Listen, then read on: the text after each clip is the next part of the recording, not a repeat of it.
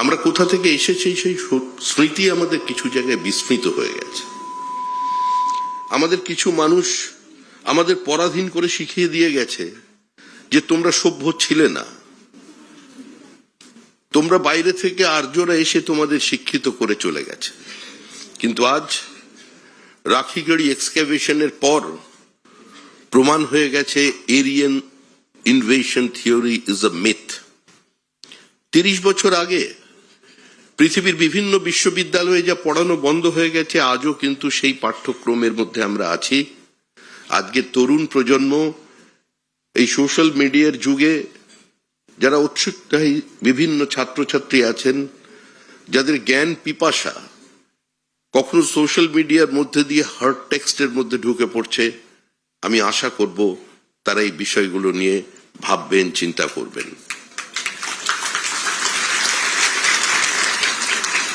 আমাদের বোঝানো হয়েছে আমরা কোনোদিন এক ছিলাম না, আমরা মেনে নিয়েছিলাম ইউনিটি এবং ডাইভার্সিটি। কিন্তু এই দেশে কিছু মানুষ ছিলেন, তারা বারবার এই কথা বলে গেছেন যে ইউনিটি এবং ডাইভার্সিটি নয়, unity manifested itself into diversity and we celebrate that diversity within the ambit of unity. আজকে তরুণ প্রজন্মকে এই বিষয়ে জানতে হবে যে আপনি যে দেশের মানুষ, যে দেশে আপনি জন্মগ্রহণ করেছেন, সেই দেশ পৃথিবীকে প্রথম জ্ঞানের আলো স্পর্শ দিয়েছেন। যে দেশ প্রথম বিবাহ পদ্ধতি চালু করেছিল, যে দেশ পৃথিবীর মানুষকে একটা গণতান্ত্রিক ব্যবস্থার মধ্যে নিয়ে এসেছিল। গ্রিস তার ডেমোক্রেটিক সেটআপকে 99 সালের বেশি ধরে রাখতে পারেনি, কিন্তু আমরা 1000 বছর ধরে আমরা আমাদের এই গণতান্ত্রিক ব্যবস্থাকে আমরা রেখে দিয়েছি। আমরা যারা এখানে দেখছি, বিভিন্ন রাজনৈতিক দল দেখছি, নতুন নতুন সরকার দেখছি, সরকার আসবে চলে যাবে, একটা দল তৈরি হবে, দল শেষ হয়ে যাবে। কিন্তু ভারতের মাটির যে বহুত্ববাদ, একম সদ্বিপ্রা বহুধা বদন্তি, যে কথা নিয়ে আজকে আমাদের সমাজ, এই চলমান সমাজ এগিয়ে চলেছে, এই সমাজ এই দেশেই কিন্তু প্রথম ব্যালট পেপার এর প্রচলন হয়। আজকে তামিলনাড়ুতে চোলেরা তারা তালপাতাকে ব্যালট পেপার হিসেবে ব্যবহার করেছিলেন। আজকে বিভিন্ন জায়গায় আমরা মানবাধিকার কমিশনের কথা শুনি, মানবাধিকারের আন্দোলন দেখি, কিন্তু লিচ্ছবি রাজবংশের প্রথম রাজা রভক আমাদের বৈশালীতে মানে বিহারে তিনি গদিচ্যুত হয়েছিলেন বৈশালীর মানুষদের দ্বারাই, হিউম্যান রাইট ভায়োলেশনের কারণে, মানবাধিকার লঙ্ঘনের কারণে। অর্থাৎ যা কিছু আছে একসময় ব্যঙ্গ করে বলা হতো সবকিছু বেদে আছে, কিন্তু আমরা এটা আজকে দাঁড়িয়ে বলছি ভারতবর্ষের মাটিতে যে যা কিছু আমাদের আছে, যা কিছু আমাদের ছিল, সেটাই গোটা পৃথিবীকে প্রভাবিত করেছে, কিন্তু কোথাও যেন আমরা পিছিয়ে পড়েছি। আপনাদের প্রত্যেক জীবনের স্বপ্ন সফল হোক, আপনারা প্রত্যেকে নিজ ক্ষেত্রে প্রতিষ্ঠিত হন, আপনারা দেশে থাকবেন, দেশের বাইরে যাবেন, কিন্তু তার মধ্যেও মনে রাখতে হবে আমরা যারা পশ্চিমবঙ্গের বাঙালিরা আছি, আমরা প্রথমে ভারতীয়, তারপরে আমরা একজন বাঙালি।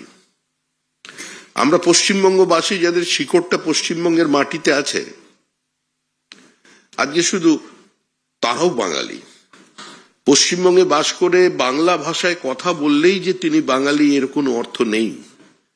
যারা বাড়িতে হিন্দি ভাষায় কথা বলেন, ভোজপুরিতে কথা বলেন, রাজস্থানের ভাষায় কথা বলেন, কিন্তু কয়েক পুরুষ ধরে যারা এই বাংলার মাটিতে তার আর্থসামাজিক উত্তরণের জন্য কাজ করে চলেছেন, তারাও বাঙালি।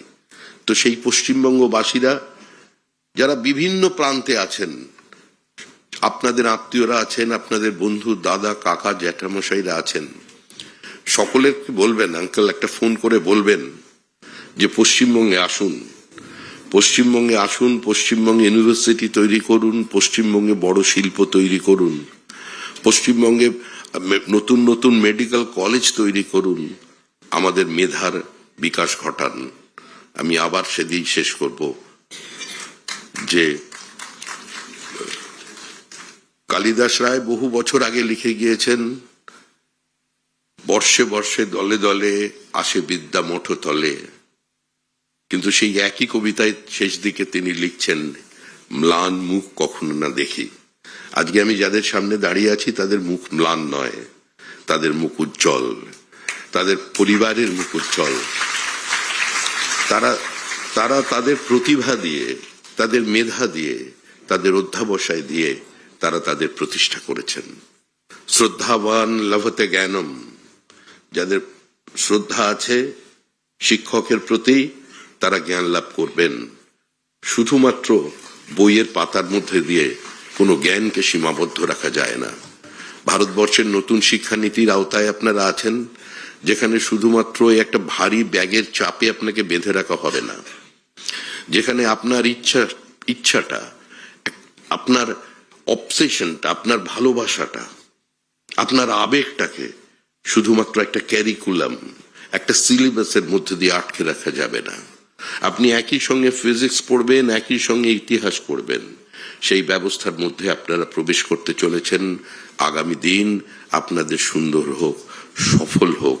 আপনারা জীবনে সবাই দেশের মুখ উজ্জ্বল করুন, পরিবারের মুখ উজ্জ্বল করুন এবং নিজেদের নৈতিকতা নিয়ে এই দেশের মাটিতে জন্মগ্রহণ করেছেন, এই গৌরব নিয়ে দেশে এবং বিদেশে প্রতিষ্ঠিত হন।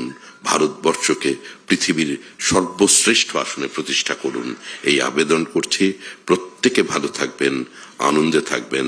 আর আপনাদের যারা পিতামাতারা এখানে এসেছেন, বাবা মায়েরা যারা এসেছেন, যাদের অদম্য ইচ্ছা, উৎসাহ, সহযোগিতা, ভালোবাসা, আশীর্বাদ ছাড়া আজকে আপনারা এই চেয়ারে বসতে পারতেন না, তাদেরও আমি আমার প্রণাম জানাই। ধন্যবাদ।